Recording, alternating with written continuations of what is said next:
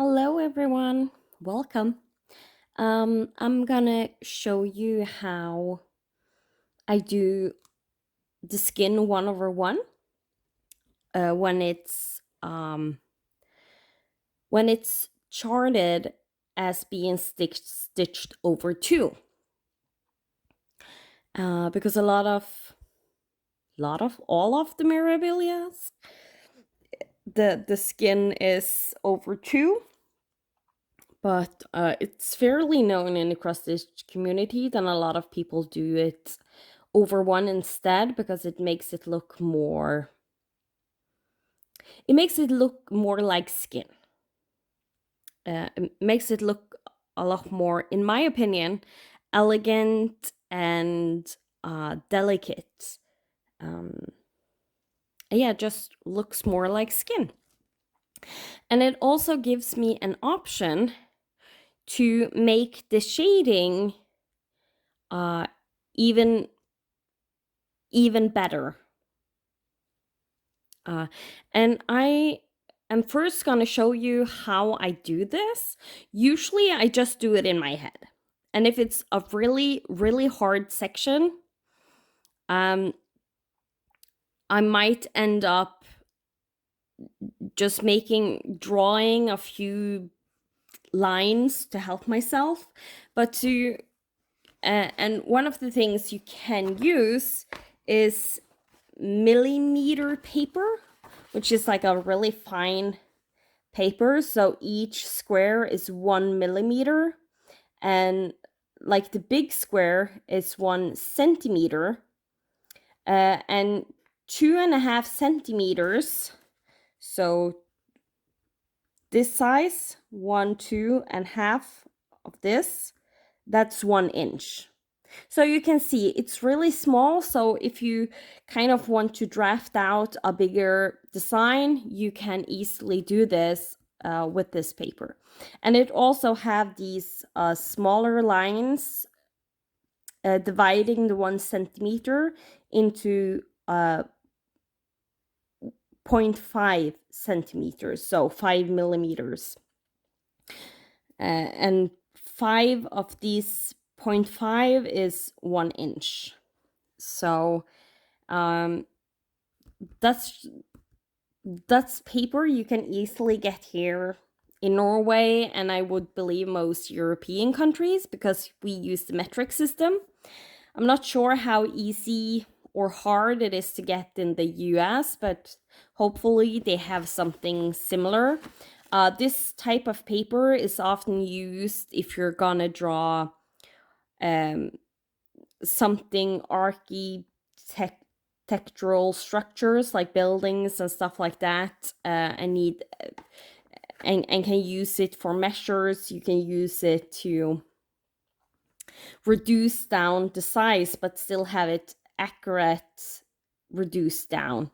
So it's a nice, as you can see, I have already used it to graft with some of the chart I have done. So, but I'm gonna use this. This is like in Norwegian.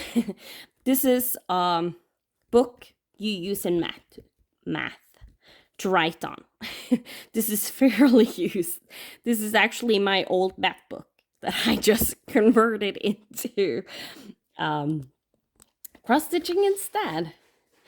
So I have just taken a small part of the pattern and drawn on here, where each square represent 1x, like you would see in a pattern.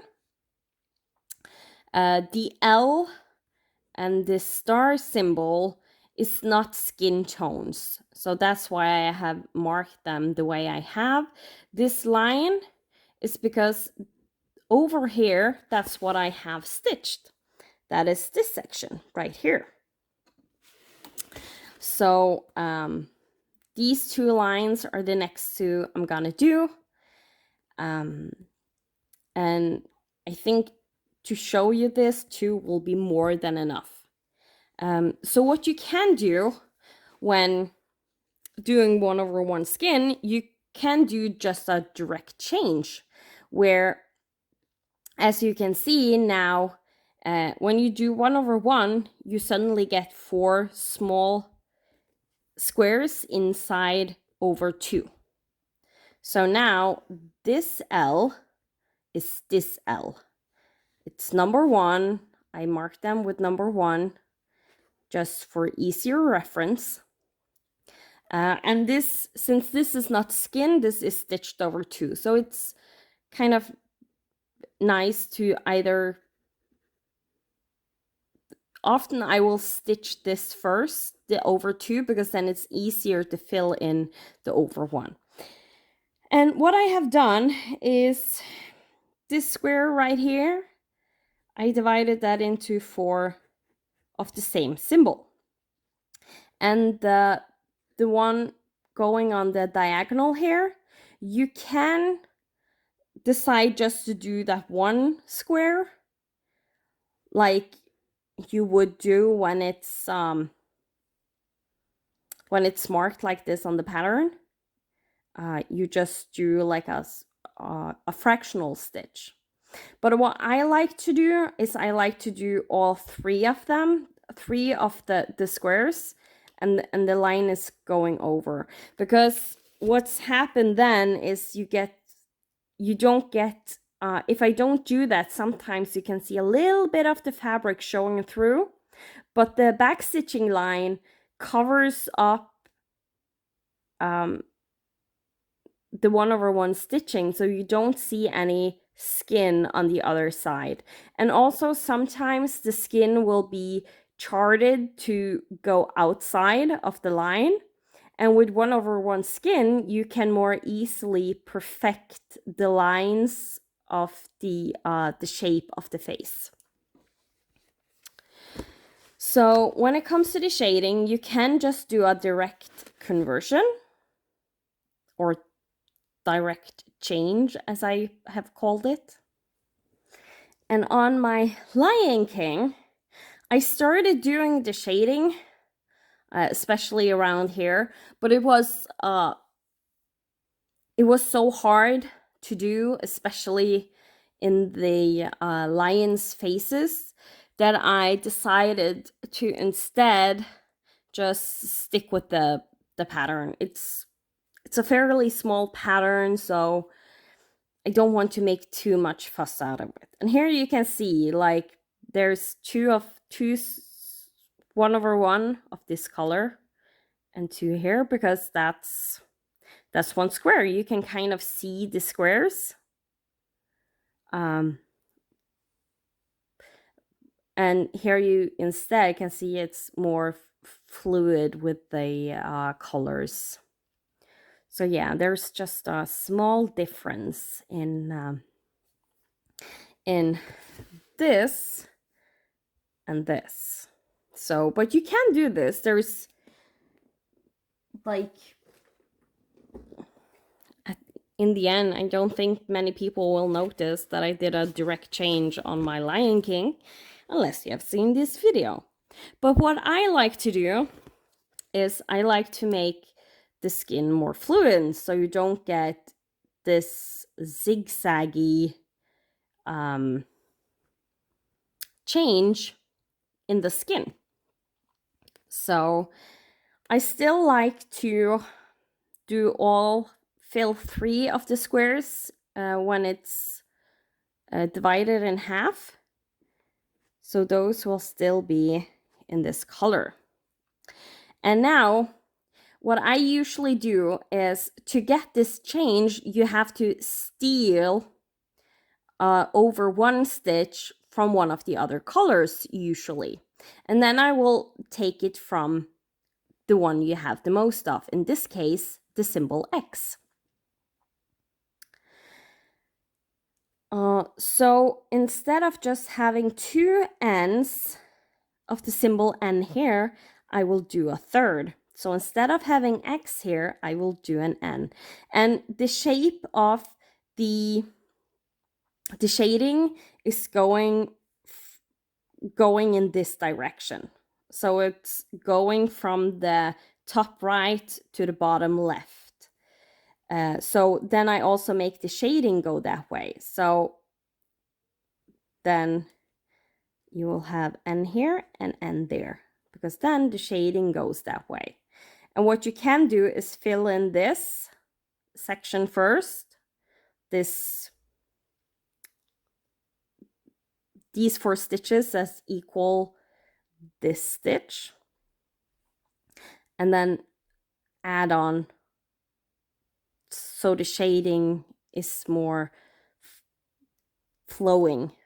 And then what I usually will do in my head, ignore the numbers, I can't do much about them.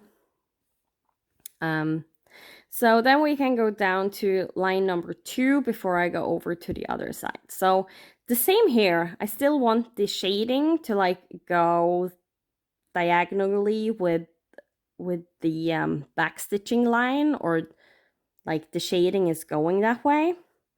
So I will just continue doing my ends here. And now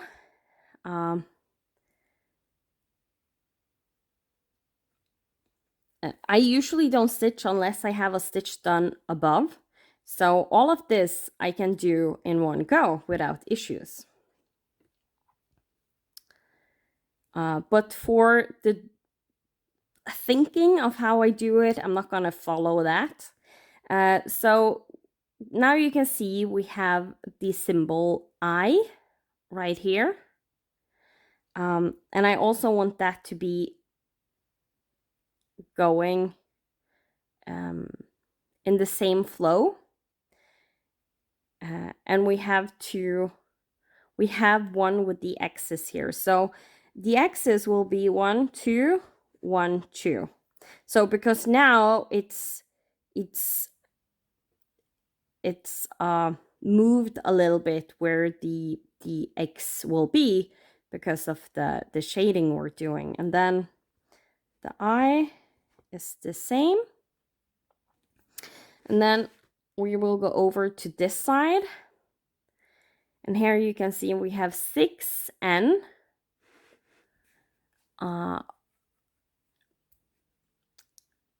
And it can actually be easier just to do the X's first. So we have 1, 2, 3, 4, 5, 6, 7, 8, 9, 10, 11, 12 X's. So 1, 2, 3, 4, 5, 6, 7, 8, 9, 10, 11, 12. And then go back with 1 to the left.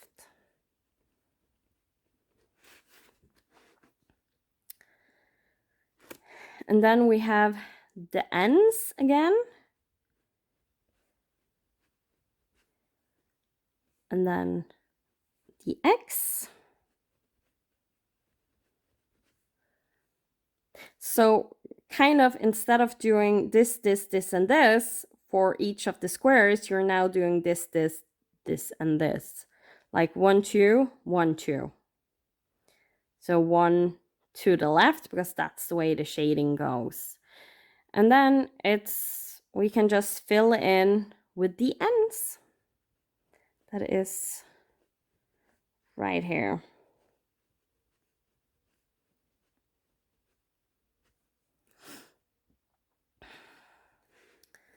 And that's basically how I do it.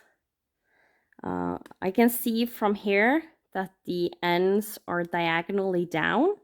So then I can just go diagonally down and do these ends.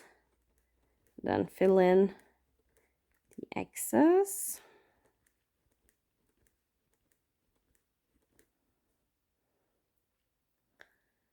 And then there's gonna be X right here.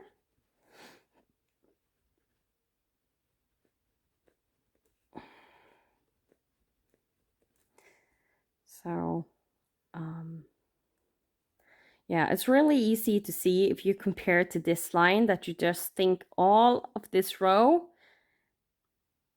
like the second row of the over over 2. If it was over 2, like this would be a part of the stitch, but when it's over 1, like you get this second row you have to do. So just what I do, if it goes to the shading goes this direction, then I will move the bottom line 1 square to the left instead, and I will take it from the color that you have the most stitches of, because then you don't notice it. If you start to steal from, like, if we had taken it from this end instead, you would really have very few stitches of this color, and the shading might not look as good. And the same thing, if the shading goes this direction instead, then I would move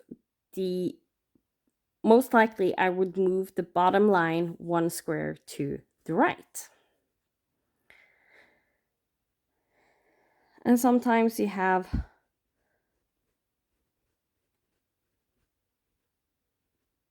a little bit harder shading to deal with. So basically, this is how I do my 1/1 stitching, making the shading look more like this. If it will zoom in. And as you can see here, I'm gonna move out so I don't draw on my stitches. As you can see here, first the shading goes towards the bottom left, and then it goes to the bottom right. So this was like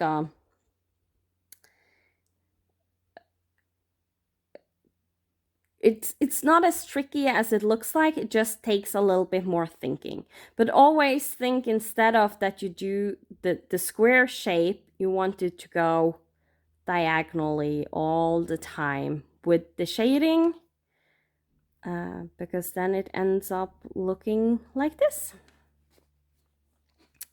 So now that I have explained that, and hopefully I have explained it in a way that you can understand what's going on,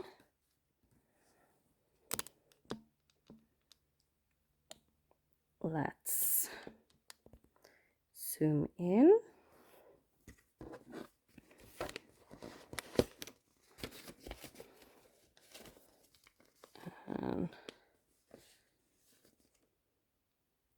No, we can't fit both.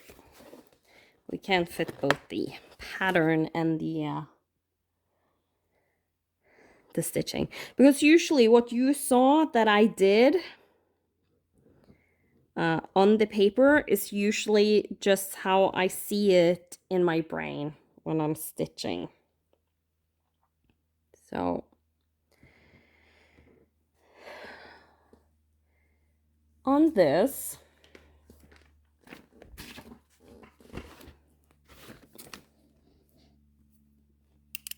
this is how the pattern is started. So we have this that is supposed to be fractional, where I do 3 stitches, and then we have this stitch right under the dark gray symbol.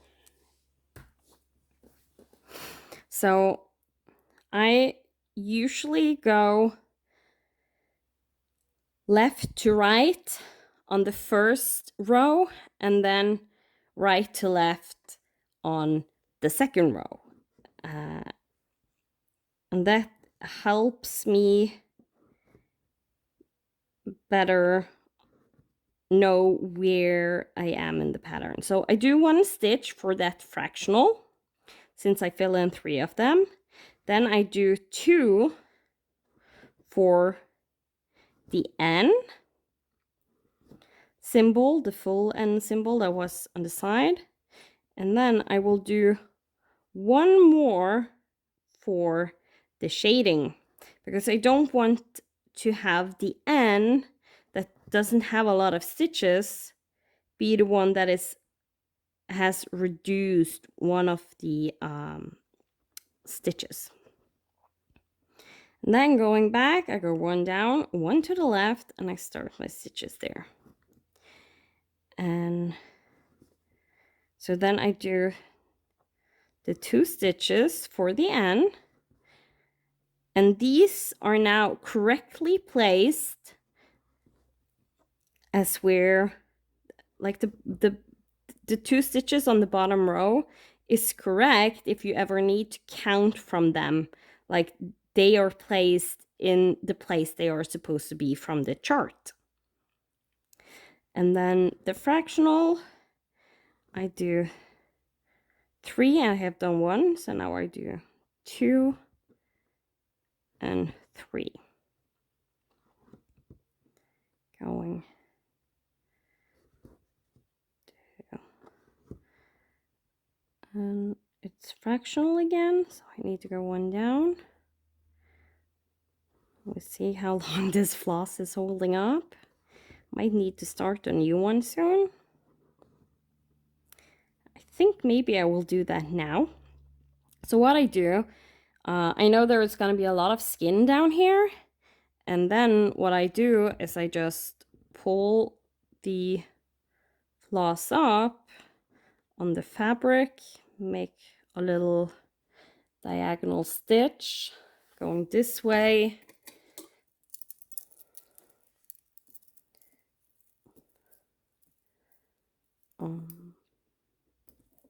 Cut most of the length.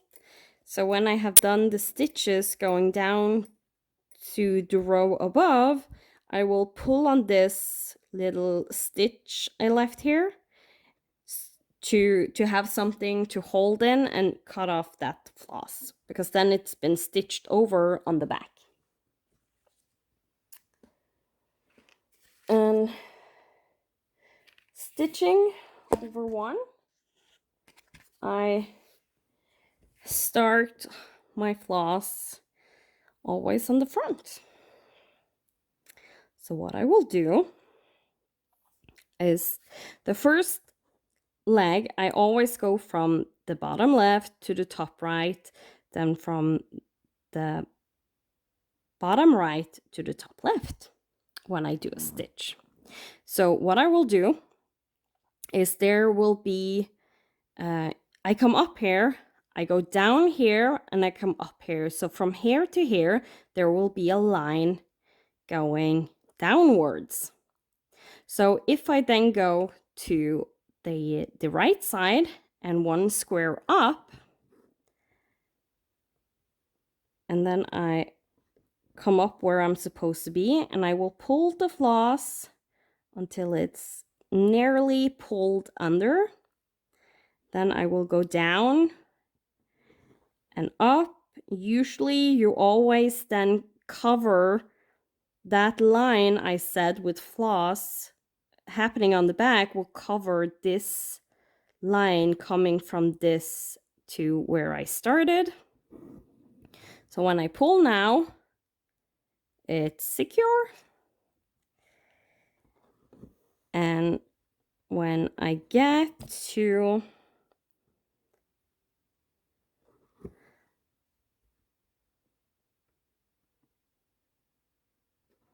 do that stitch, it will be pulled under.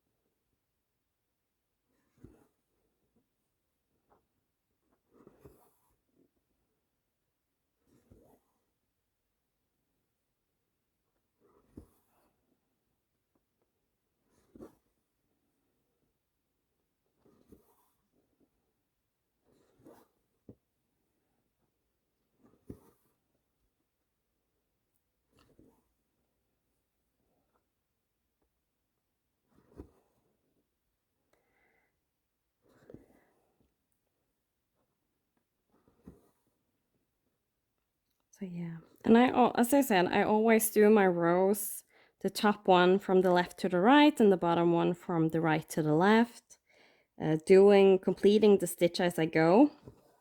And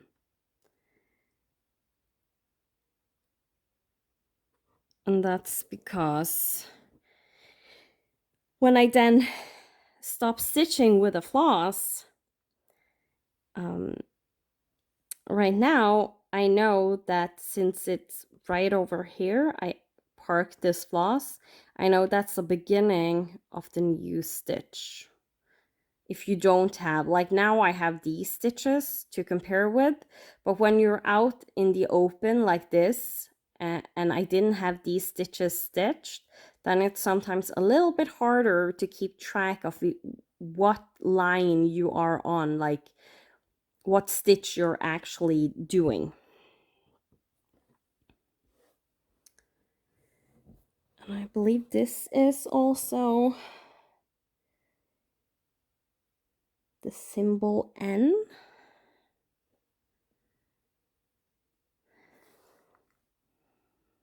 Already parked. And that one have, since I already started the shading, it's usually easy for me to see what I'm supposed to do. But on trying there. So you can see I have this stitch to do, fill in, and these. So what I will do these 2 stitches, and they will be moved one to the right. And then I will jump over 2, and then I will do these stitches until I hit the L. Then I will go back, and I will park my floss because I want to do these 2 before I do this stitch, because as I said, I stitch from the top down. I never do a stitch unless I have done the stitch over. The exception is, of course, if there is no stitch above or there's beads above.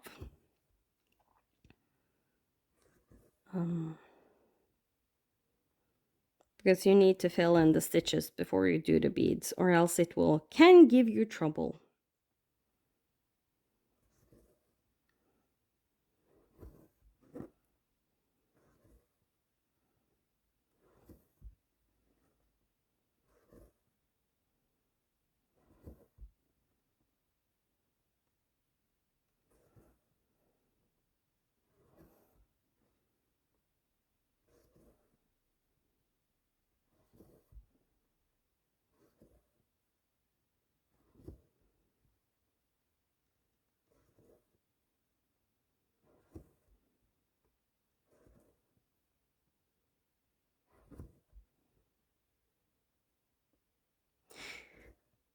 And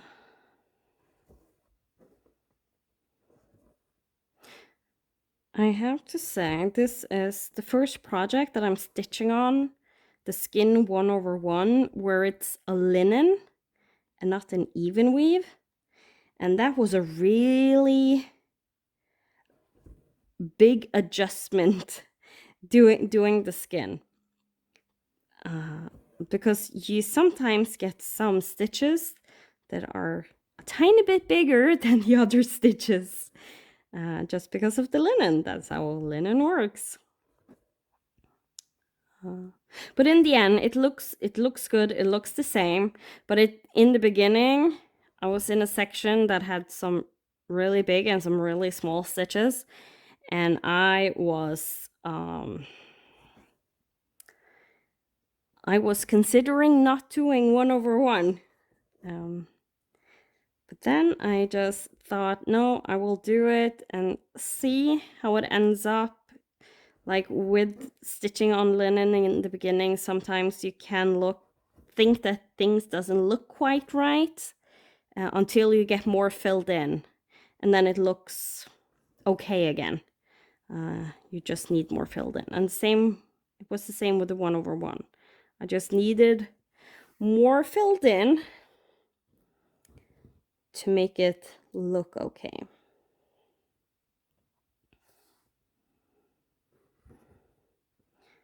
And this floss isn't very long, so I'm also going to need to end this and find a new one soon.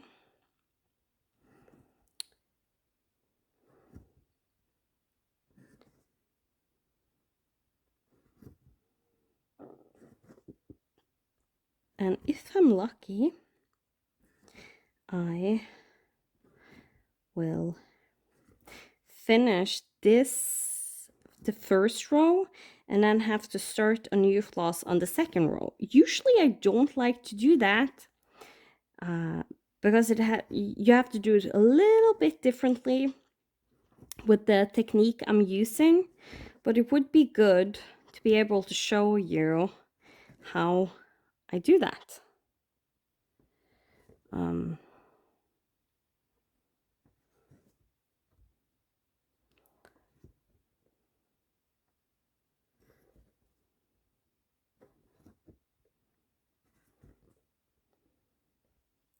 Have a little bit more to go on, as long as that fuzzy stuff at the end doesn't ends up totally fraying, because the end of this floss is really fuzzy. But as long as it doesn't rip totally off when it's in the eye of the needle, we're good.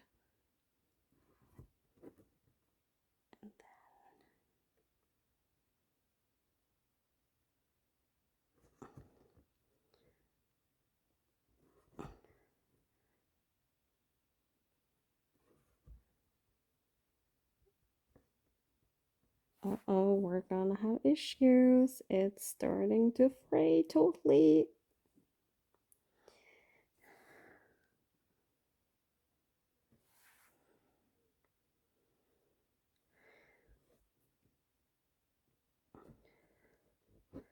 That didn't last long enough. So, I'm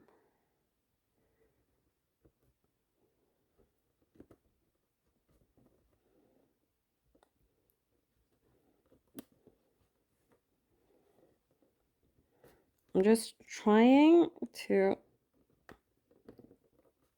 force the needle to move in the fabric the way I want, because this one,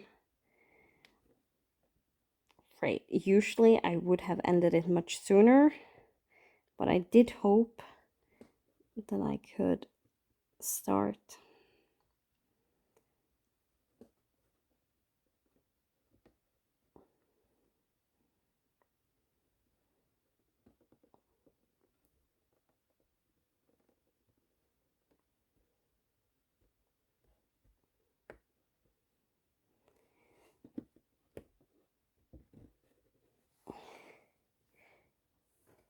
There. It's ended. I know. I have some really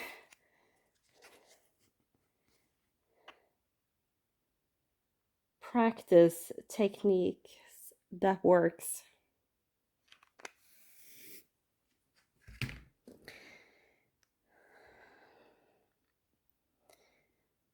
So,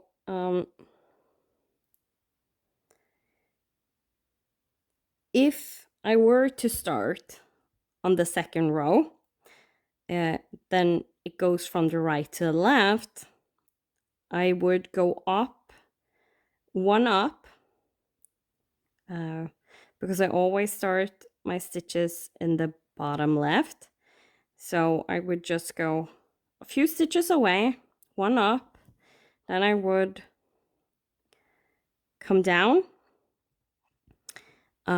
do the first leg of the stitch and just pull the floss gently until you just had that teeny tiny tail sticking out.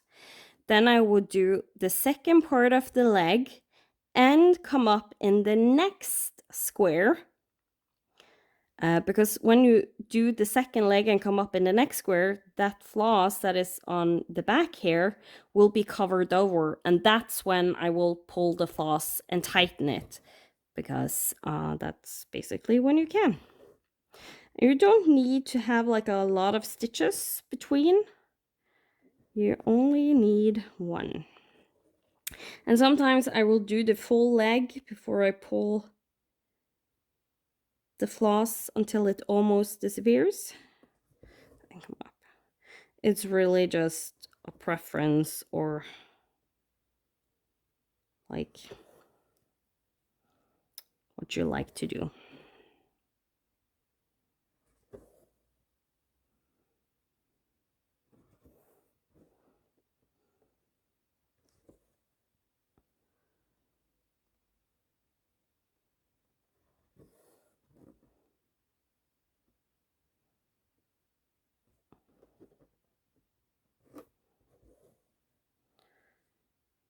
So.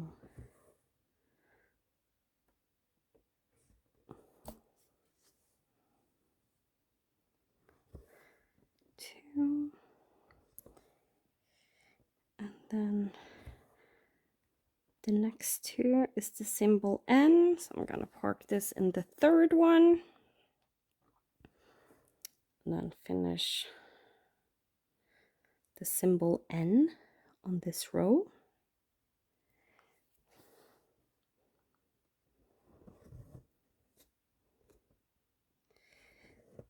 And the symbol N is going on the next row, is diagonally one down to the left from the previous one. And then I just know from practice that I can park mine one down to the left, and the shading will continue to look good.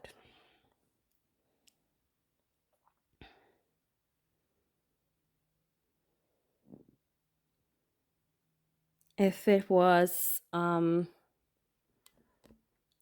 going straight under, then I will just park it straight under and do the stitches straight under. That's what happened here. You go this way, and then you had a few stitches going straight down, and then the shading turned this way.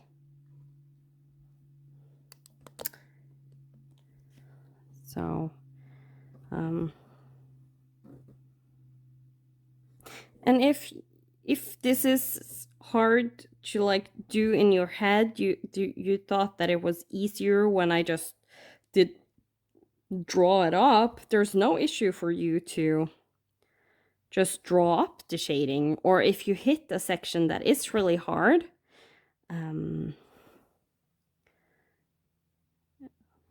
that's what I'm gonna do. If I come to a section that gets too hard for me, then I will just draw it, like the Cinderella and Rags and Riches.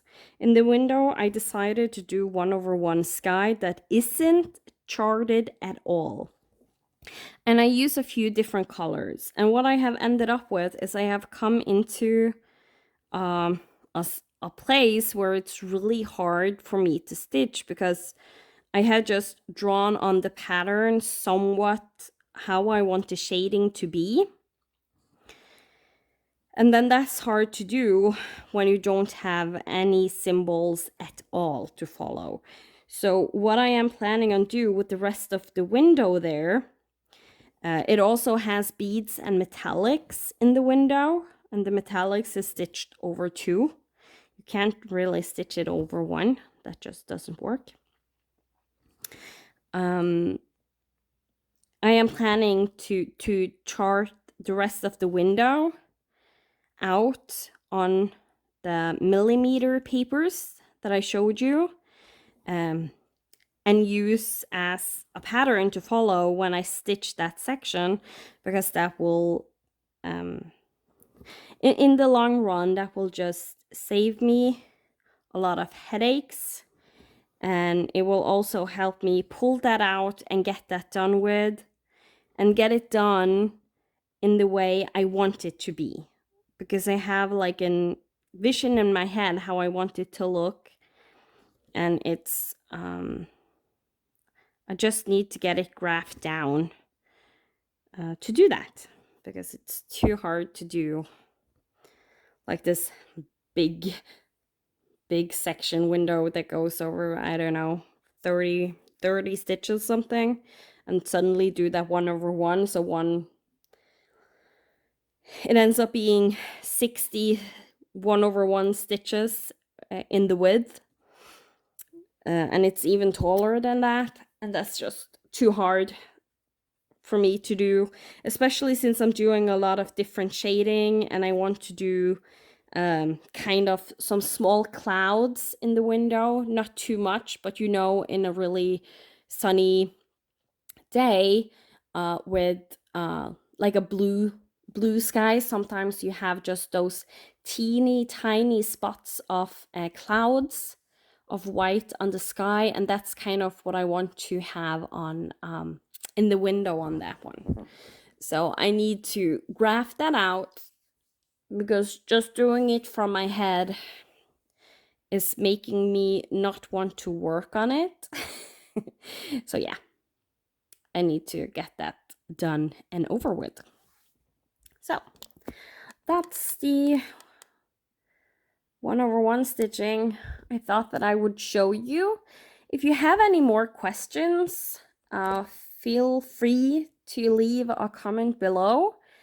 If there's anything else you want to know about how I do the shading and stuff like that, please let me know, and I will try to explain it. Maybe even make a second video to try and explain it a little bit better. But yeah, because of the shading you get, that's one of the main reasons I do skin 1/1. Yes, it looks super delicate and it looks almost like real skin.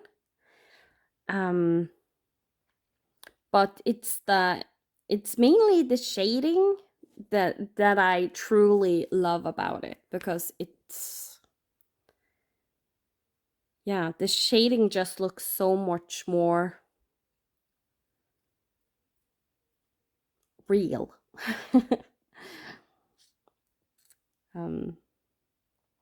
So yeah, gonna continue on stitching a little bit on this one.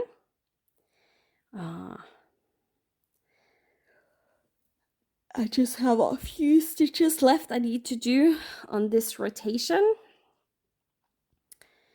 and then I'm gonna put it away for this month. And since it's currently still on my animal adventure piece in daily 30, it's being pulled out every month. But I am thinking of maybe changing it out to tapestry by ink circles instead, because ink circles tapestry is harder to fit prompts than this lady. This lady is hard also, but there's more to go on to fit a prompt than the tapestry one. So yeah, she might be changed out, but that doesn't mean she isn't going to be stitched on, because she will. It just means I'm not gonna pull her out every month. But I think I have done some great progress on her this year. Like, everything from here down to here is now completely done. Backstitching, beading, everything. So, and I just had a tiny bit of her hair done when this year started, and then everything else I have done. And some of the dress, because I started in the middle of the design, and I hate that. So I found out that I hate doing that. So I counted my way up to the top, and I started stitching, And as slowly as I stitch down, I hope that it's correct from what I already have stitched on the big dress, because I have a pretty big part of the dress done. So yeah, hope you enjoyed. And I hope the view is like somewhat doable. I know it looks like teeny tiny bit crooked, but it just have to be that way to be able to set up the camera, or else it wouldn't work. So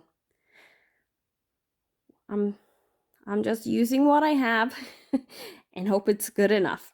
It's not perfect, but I hope it's good enough. So thank you so much for watching. Do all the YouTubey things, comment, hit the like button, subscribe if you aren't subscribed, and I will see you another time. Goodbye, everyone.